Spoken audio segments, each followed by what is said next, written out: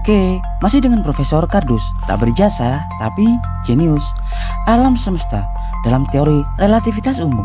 Alam semesta merupakan bagian dari struktur ruang waktu 4 dimensi yang terdiri dari 3 dimensi ruang dan 1 dimensi waktu. Dalam ruang waktu inilah berbagai elemen unsur materi, energi kemudian Tuhan susun sedemikian rupa menjadi struktur fisik yang mengagumkan, yang kemudian kita sebut sebagai bintang, planet, galaksi, dan sebagainya. Dan seperti yang kita tahu bahwa alam semesta kita tersusun dari 3 struktur pembentuk, yakni 4,6% materi barionik, 23% materi gelap, dan 72% energi gelap. Materi barionik adalah materi atau segala entitas fisik yang selama ini kita lihat, seperti berbagai unsur seperti hidrogen, uranium, mobil, rumah, planet, galaksi, dan lain-lain.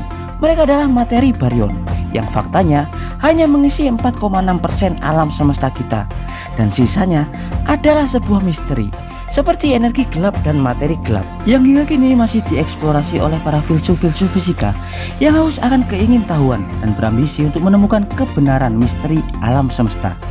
Ya, dalam materi barionik dulu pada awal abad ke-19 kita menganggap atom sebagai sebuah entitas terkecil yang tidak dapat dibagi lagi. Tapi faktanya dalam perkembangan fisika modern diketahui terdapat struktur fundamental yang lebih dasar daripada atom itu sendiri, yang kemudian disebut dengan partikel. Apalagi setelah ditemukannya proton dan elektron pada tahun 1930 yang menjawab keraguan para filsuf-filsuf fisika saat itu.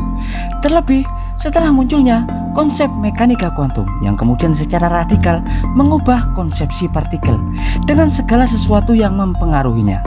Kata kuantum atau kuanta bisa kita terminologikan sebagai jumlah minimum entitas fisik yang terlibat dalam interaksi atau bagian paling kecil dari sebuah entitas yang memiliki interaksi, seperti halnya energi dan gaya.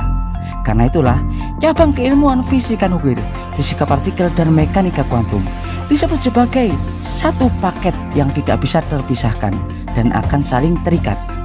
Dan kali ini Profesor Kardus akan membahas tentang 17 partikel fundamental atau paling dasar daripada neutron atau proton. Tapi sebelum Profesor Kardus mengulasnya, jangan lupa like dan subscribe di channel Profesor Kardus. Tak beri jasa tapi jenius untuk mendapatkan informasi dan notifikasi-notifikasi terbaru dari sudut-sudut bumi dan sudut-sudut alam semesta lainnya. Ya, intinya partikel fundamental adalah partikel subatomik yang tidak tersusun dari partikel lain. Jadi partikel ini memiliki tingkatan paling dasar pada struktur materi di alam semesta. Tahukah Anda, semua partikel elementer atau fundamental diklasifikasikan menjadi 2 golongan, yakni golongan fermion dengan spin partikel setengah bilangan bulat yang patuh dengan statistik Fermi-Dirac, dan golongan boson dengan spin partikel bulat yang patuh dengan statistik Bose-Einstein. Yang pertama adalah golongan atau kelas fermion, di mana anggota golongan fermion terdiri dari kelompok quark dan kelompok lepton. Quark adalah partikel elementer dari partikel komposit hadron, seperti halnya proton dan neutron. Diketahui di dalam partikel proton dan neutron terdapat subpartikel elementer yang disebut sebagai quark. Quark ada 6 jenis yang hingga kini telah ditemukan dan diketahui. Yang pertama adalah up quark atau quark naik.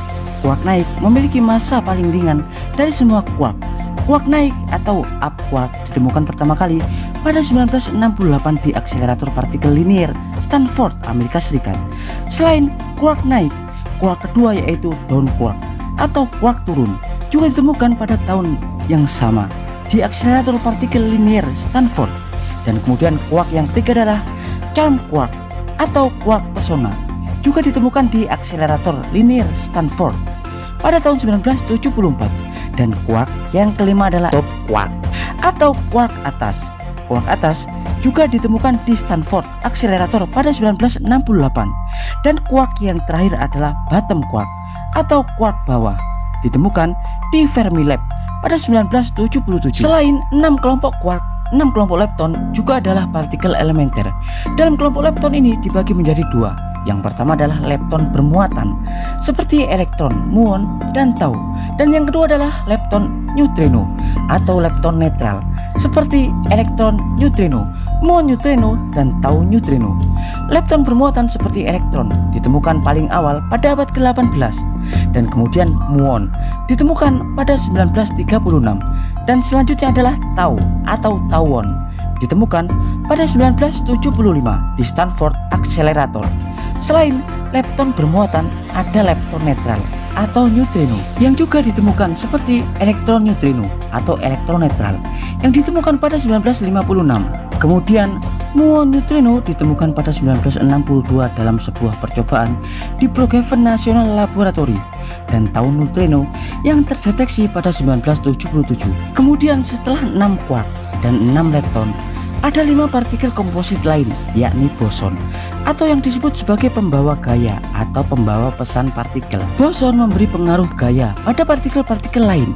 5 partikel boson yang telah ditemukan seperti foton, gluon, boson Z atau boson lemah netral, dan boson W atau boson lemah bermuatan, dan Higgs boson yang terakhir ditemukan pada 2012 oleh Peter Higgs di CERN. Ya, dan mungkin demikian dulu penjelasan sederhana dan singkat dari Profesor Kardus tentang partikel-partikel komposit yang telah ditemukan.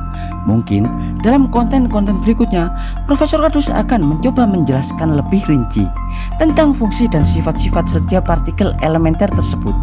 Profesor Kardus dari Akselerator Linear Stanford mengabarkan.